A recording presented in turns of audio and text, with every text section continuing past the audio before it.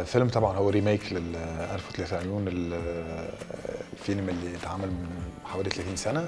محمود ياسين، يعني ميرفت امين، فهم نجوم كبار في السينما العربيه وعندهم تاريخ كبير. فطبعا انك تقوم بريميك للفيلم فالعديد، فاكيد باش تكون فما العديد من المقارنات، لكن بالنسبه لي اهم شيء لو فما ريميك لازم تكون فما اضافه جديده. تحب الشهره؟ ايوه، بس في اوقات لا.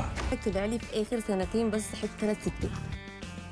كل ما احس نفسي مش مستريح باخد القرار واقطع العلاقه.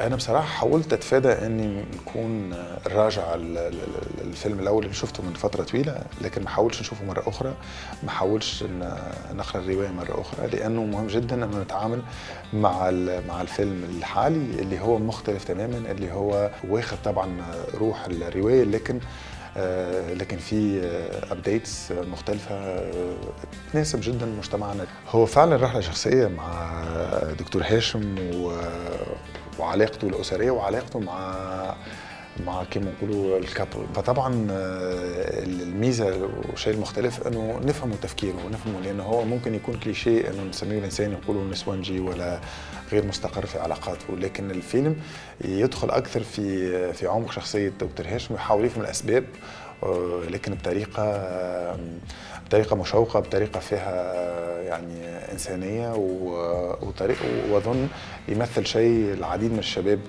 عايشينه الان في مجتمعنا. الفيلم انا حاسس انه قريب جدا، باش يكون قريب جدا من الناس، قريب جدا من الناس اللي تحاول تفهم نفسها وتفهم المجتمع اللي عايشه فيه بطريقه رومانسيه اجتماعيه وبتناول مختلف.